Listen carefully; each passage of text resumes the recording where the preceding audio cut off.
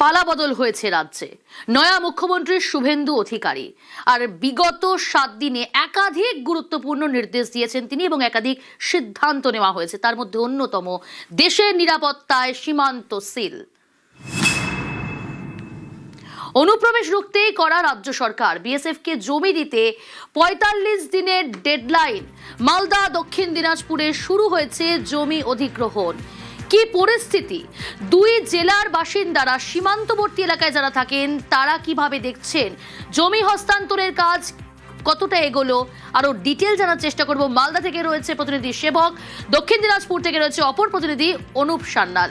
আমি প্রথমেই যাব সেবক তোমার কাছ থেকে, জানতে চাইবো দীর্ঘ ১.৫ দশক ধরে কাঁটাতারের কাজ আটকে ছিল, নতুন সরকার আসাতে তা গতি পেল এবং এই যে বিএসএফ কে জমি হস্তান্তরের যে ঐতিহাসিক সিদ্ধান্ত, তারপর সীমান্তবর্তী এলাকায় সীমান্তে সেখানে বিএসএফ জওয়ান এবং স্থানীয় প্রশাসন সমন্বয় রেখে কতটা জোরদার কাজ শুরু হয়েছে, গ্রাউন্ড জিরোর রিপোর্ট কি বলছে, পরিস্থিতি ঠিক কি?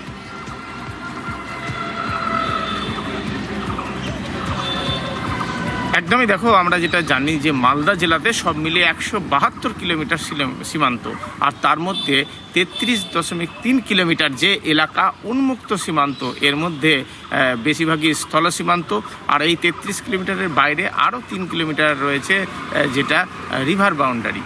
এই এলাকাগুলি দিয়ে অনুপ্রবেশ চলতো। জানো যে মালদা জাল নোট পাচারের জন্য কিন্তু বারবার শিরোনামে এসেছে, সেক্ষেত্রে জাল নোট পাচারের একটা বড় করিডোর ছিল এই উন্মুক্ত সীমান্ত। এর পাশাপাশি কফ সিরাপ, মাদক পাচার, একই সঙ্গে গ্রামের এলাকার মানুষজনের ফলানো ফসল লুট, এই ধরনের ঘটনাগুলি, অনুপ্রবেশ, এইগুলি প্রতিদিনই কিন্তু প্রায় সীমান্তে দেখতে পেতেন মানুষজন।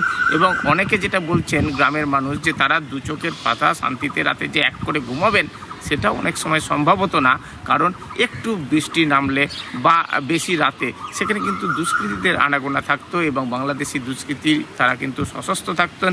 ফলে অনেক ক্ষেত্রে জেনে বুঝেও তারা বাধা দিতে পারতেন না, কারণ নিরাপত্তার অভাবটা তাদের মধ্যে কিন্তু যথেষ্ট ছিল। এই পরিস্থিতিতে মুখ্যমন্ত্রী যখন ৪৫ দিনের ডেডলাইন বেঁধে দিয়েছে, সেখানে মালদা জেলা প্রশাসন অন্তত ৩০ দিনের মধ্যে ফিল্ড লেভেলের যে কাজ, সেই কাজ গুটিয়ে আনতে চাইছে। মালদার হবিবপুর এমন একটি ব্লক যেখানে জেলার ৩৩ কিলোমিটারের মধ্যে ২৯.৩ কিলোমিটার কাঁটাতারবিহীন এলাকা শুধু হবিবপুর ব্লকেই। এখানে ১২টি টিম গঠন করা হয়েছে। সেই টিমগুলিতে জেলার বিভিন্ন ব্লক থেকে ভূমি রাজস্ব আধিকারিকদের কর্মীদেরকে আনা হয়েছে। তারা মাপজোক শুরু করেছেন এবং কোন জমি, কোন কৃষকের কতটা জমি পড়ছে, সেখানে সরকারি ভ্যালুয়েশন কি রয়েছে, এগুলি কিন্তু নির্দিষ্ট করা হচ্ছে। তথ্য যাচাইয়ের প্রক্রিয়া চলছে। আর দেখছি আমরা কৃষকরা যারা এখানকার জমি বহু ফসলি, তারা বছরে ২-৩বার ফসল পেতেন, তারা স্বেচ্ছায় জমি দিতে আসছেন। এ তো গেল জমি অধিগ্রহণের কাজ। একই সঙ্গে কিন্তু এই সীমান্তে যাতে কোনো রকম দুর্নীতি, অনুপ্রবেশ এগুলি না হয়, এই জন্য কিন্তু পুলিশ আর বিএসএফ এর মধ্যেও সমন্বয় বাড়ানো হয়েছে। একেবারে সেবক, সঙ্গে থাকো। অপর প্রতিনিধি অনুপ রয়েছে আমার সঙ্গে। অনুপ, তোমার কাছ থেকেও জানতে চাইবো যে দক্ষিণ দিনাজপুরে কাঁটাতারহীন সীমান্ত ২৫ কিলোমিটার, সুরক্ষার স্বার্থে দুই জেলার দিকে আমরা নজর রাখছি। প্রথমে মালদার খবর জানলাম, দক্ষিণ দিনাজপুরে সেখানকার স্থানীয় সীমান্তবর্তী এলাকায় যারা থাকেন তারা কিভাবে দেখছেন এই সিদ্ধান্ত, এবং জানতে চাইবো এই যে জমি হস্তান্তরের সিদ্ধান্ত, একেবারে ডেডলাইন ৪৫ দিন বলে দেওয়া হয়েছে, এই বিষয়ে সেখানকার স্থানীয়রা কিভাবে দেখছেন এবং কাজ কতদূর এগোলো, কাজ কি শুরু হয়েছে, জমি চিহ্নিতকরণের কাজ শুরু হয়েছে?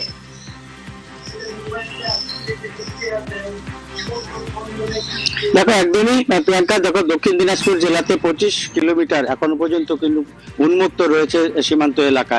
এই সীমান্ত এলাকাতে বিএসএফ এতদিন পর্যন্ত বাঁশ এবং তার পেঁচিয়ে সেই এলাকাগুলোকে আটকে রেখেছিল। এই যে সরকারি নির্দেশিকা, এরপরে কিন্তু তৎপরতা শুরু হয়েছে। দক্ষিণ দিনাজপুর জেলার হিলি সীমান্ত, যেখানে মূলত বেশিরভাগ এলাকায় এখনো পর্যন্ত উন্মুক্ত রয়েছে, সেই এলাকাতে কিন্তু প্রশাসনের তরফ থেকে ক্যাম্প করে প্রায় 16টি ক্যাম্প করা হবে, সেই নির্দেশিকা জারি করা হয়েছে। যেখানে জমিদাতার যারা, তারা এনওসি তারা জমা দিবেন। তাই সেই নিরিখে এলাকায় কিন্তু মাইক দিয়ে প্রচার করা হচ্ছে, কোথায় কবে ক্যাম্প হবে সেই নিয়েও কিন্তু প্রচার শুরু হয়েছে।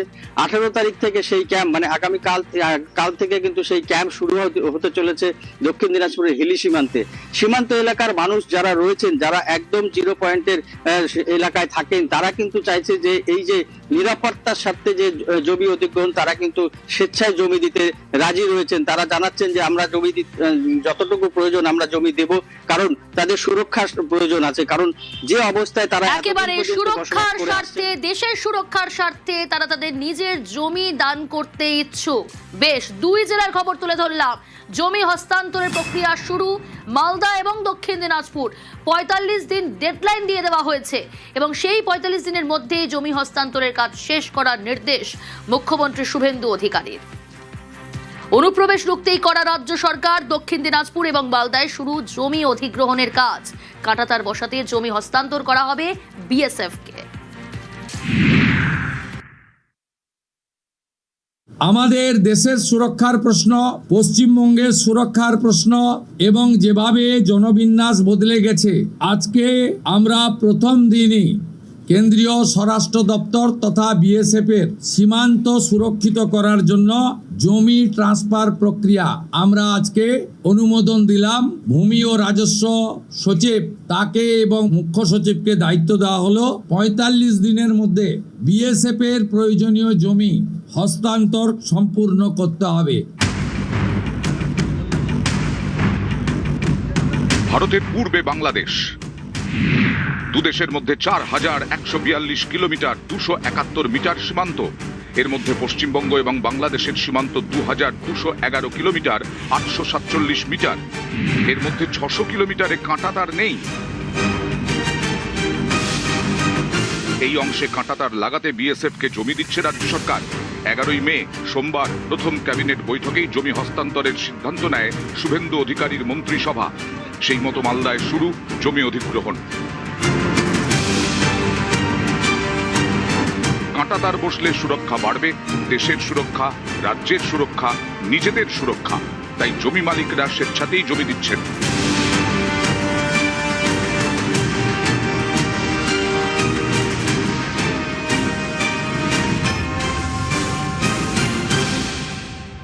জমির কাগজপত্র জমা দিতেছি, বর্ডারে কাঁটাতারের বেড়া হবে তার জন্য।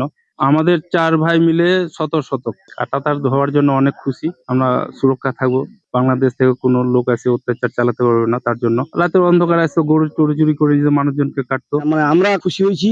সন্ধ্যা হলেই ওপার থেকে কিছু দুষ্কৃতীরা এখানে চলে আসতেন। এই ফেন্সে হওয়াতে সব থেকে এই এরিয়ার লোক এত খুশি হবেন। মালদায় ভারত বাংলাদেশের সীমান্ত 172 কিলোমিটার। এর মধ্যে 33 কিলোমিটারে কাঁটাতার নেই।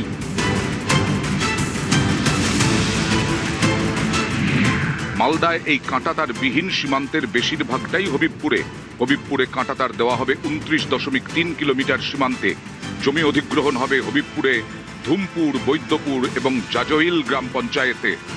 3টি পঞ্চায়েত মিলিয়ে প্রয়োজন প্রায় 250 একর জমি।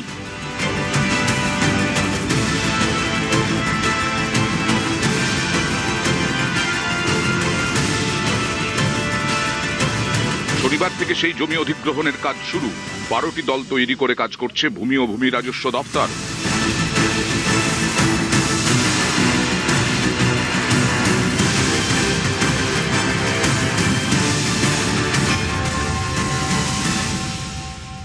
যে 29.3 কিলোমিটার আনফেন্সড এরিয়া আছে, সেটা ডিমার্কেশনের কাজ চলছে। সবাই মিলে ওয়ার ফুটেজ আমরা কাজ করছি। আমরা প্রায় 12টা টিম নামিয়েছি। টিমরা সকাল থেকে সন্ধ্যা পর্যন্ত কাজ করছে যুদ্ধকালীন তৎপরতায়। বিএসএফ সঙ্গে মিটিং করেছি। মিটিংতে আমাদের ল্যান্ড ডিপার্টমেন্টের অফিসাররাও ছিলেন। কিভাবে আমরা আমাদের পেন্ডিং ল্যান্ডস ইস্যুকে শেষ করব এন্ড পুরোপুরি ল্যান্ডটাকে আমরা বিএসএফ কে ট্রান্সফার করে দেবো। আমরা এটা 45 ডেজ মধ্যে শেষ করে নেব।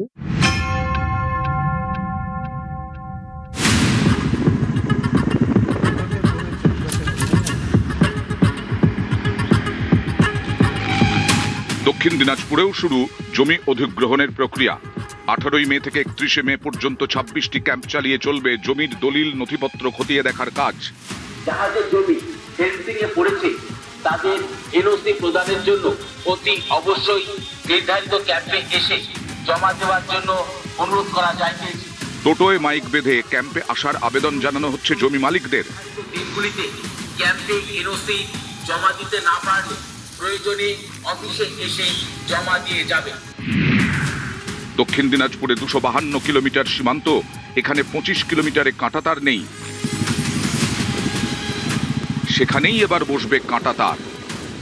আমাদের এখানে কাঁটা তারে বেড়া নেই, সিঙ্গেল বেড়া আছে, ফেন্সিং যে তার কাঁটাটা, ওটা হলে আমাদের সুবিধা হয়। হ্যাঁ হ্যাঁ দিয়ে দেবো, ঘিরা হলে আমাদের সুবিধা হবে সুরক্ষিতের জন্য।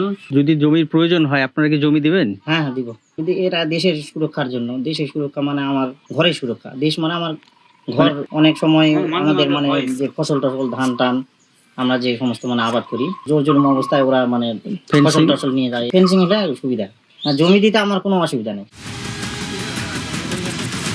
মালদা থেকে সেবক দেব শর্মা এবং লিপেশ লালা ও দক্ষিণ দিনাজপুর থেকে অনুপ সান্যাল, নিউজ 18 বাংলা।